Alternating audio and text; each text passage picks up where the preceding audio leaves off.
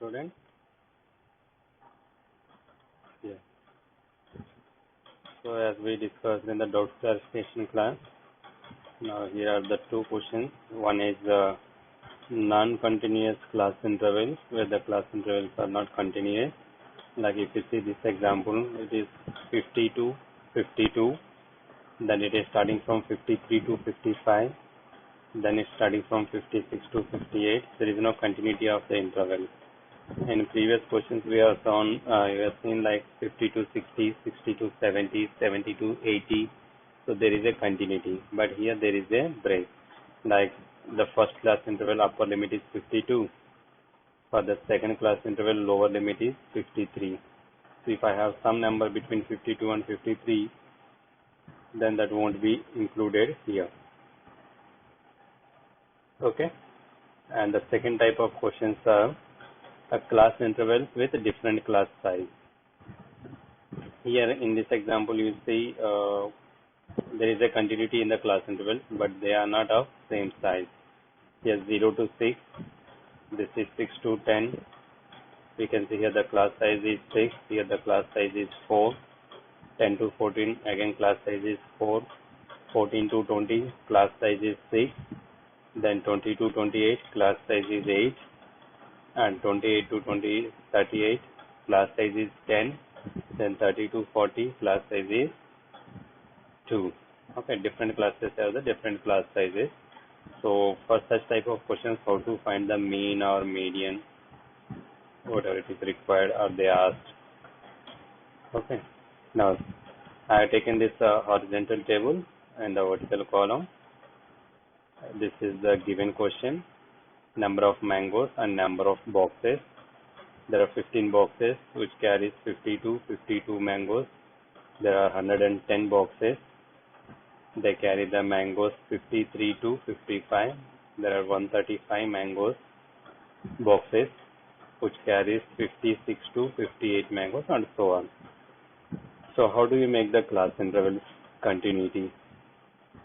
Now here what you have to do is the lower limit of the class interval, second class interval, minus upper limit of the first class interval upon 2. So what do you get if I solve that way? Upper limit of the second interval is 53. So here I'll put 53 minus 52. Okay. Then this difference will be always divided with 2. So what do you get? 53 minus 52 is 1. 1 upon 2, that equals to 0.5. Okay.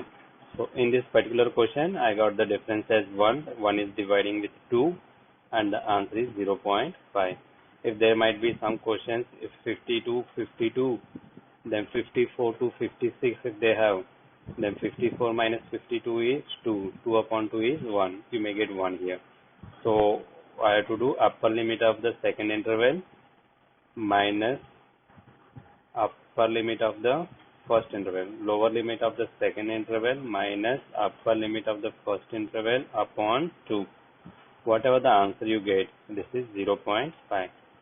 So now this 0.5 has to be subtracted from each and every lower limit of the respective class interval.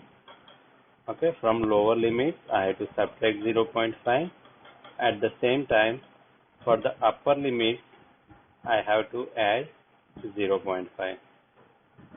Like 50 minus 0.5 is 49.5.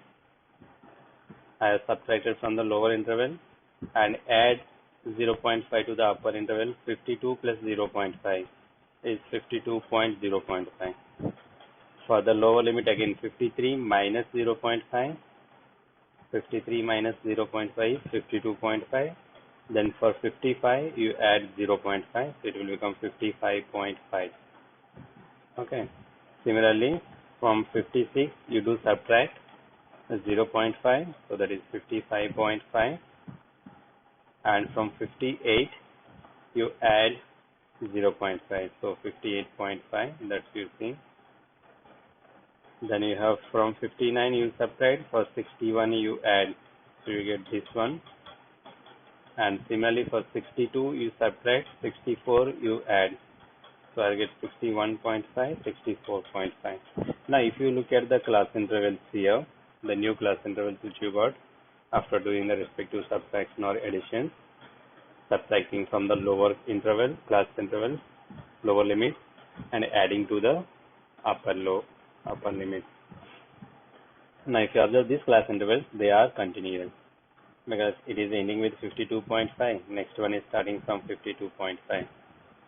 And here it is ending with 55.5. The next one is starting from 55.5. So the process continues. Now once you get the class intervals are continuous, okay, now you have to find the exercise as per the mean. Now here the class intervals are not continuous. There is no change in the frequencies. Frequencies will remain same. Just in here I made the class intervals are continuous by appropriate addition or subtraction. Okay. Now exercise how you get, that's how we discuss the exercise in the mean method. In mean method we discuss the exercise as the average of those the corresponding class interval. So add these two numbers, 49.5 plus 52.5 is 102. 102 upon 2 is 51. So you got 51 here. Then you got 54 here by adding these two numbers. Okay, 108 will come. 108 upon 2 is 54. Then the sum of these two numbers is 114. 114 upon 2 is 57. And the sum of these two numbers also will be 120. 120 upon 2 is 60. Then similarly you got 63 also. Once you know the xi values and you know the fi values, then we already knew how to find fi xi value. 15 into 51. 15 into 51 is 765. Then 110 into 54 will be 5940. Then 135 into 57 will be 7695. So like that you multiply 115 with 60, you will get 6900. 25 into 63, 1576. Okay. Sorry, 1575.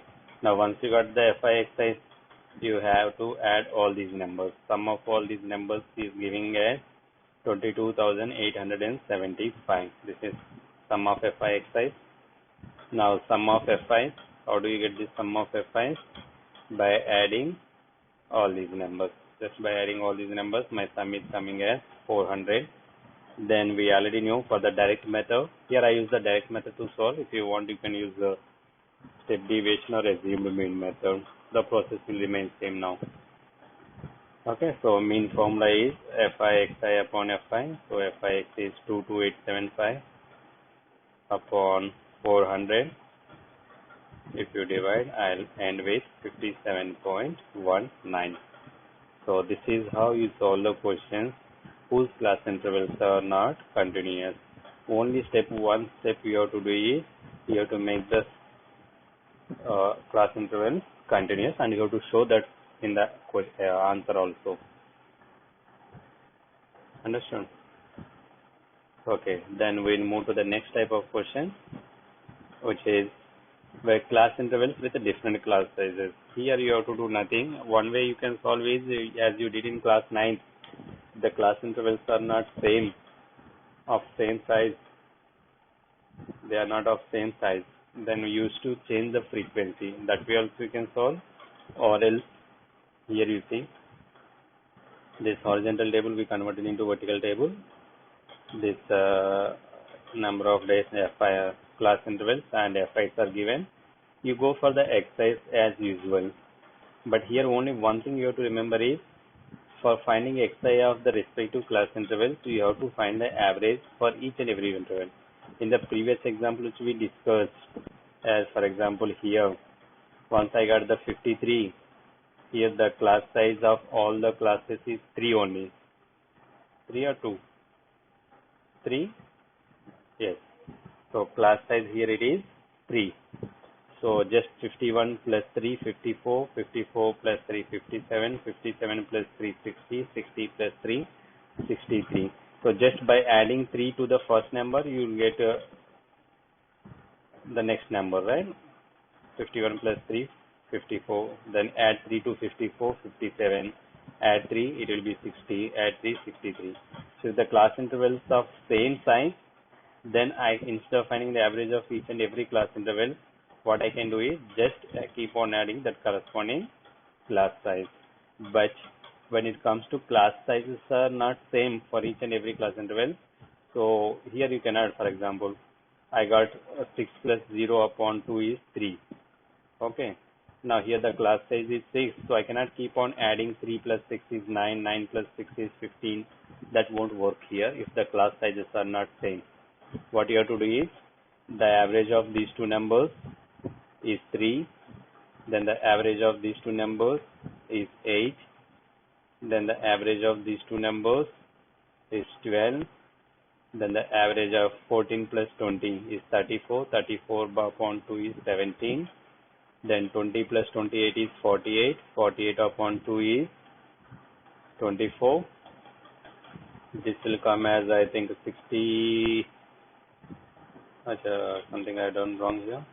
50, 58, it will come 66, 66 means it will come 33. So 33 means this will come 99. Okay, the average of these two will be 39. Okay, now once you know the F5, these are the F5 and these are the Xi, then the product of these two numbers will become Fi, Xi.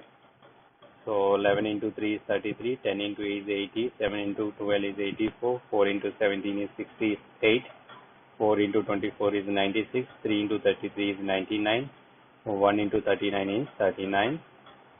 Okay, so this makes sum 499. Sum of Fi Xi is this one, and the sum of Fi will come as 40. So here instead of 4, this will come 499. Then what do you get? 499 upon 40. You can cancel it and come to know, or let me check. 40. It is coming same, 12.475. Okay, so median is 12.475. Okay, so here I did not change the frequencies as per we discussed in the class 9 method. I have done the same, but I have taken care while finding the Xi values. Okay, for each and every class intervals, I added the upper limit plus lower limit upon 2. That is the class size or class mark or Xi, whatever the name is called. So these are the two questions, first exercise of statistics, question number 5 and question number 8 explanation. Okay. Now what you have to do is, tomorrow I'll give you the time to complete all your NCERT statistics questions. Please let me know. Once it is done, we'll start the new chapter in next class. Thank you.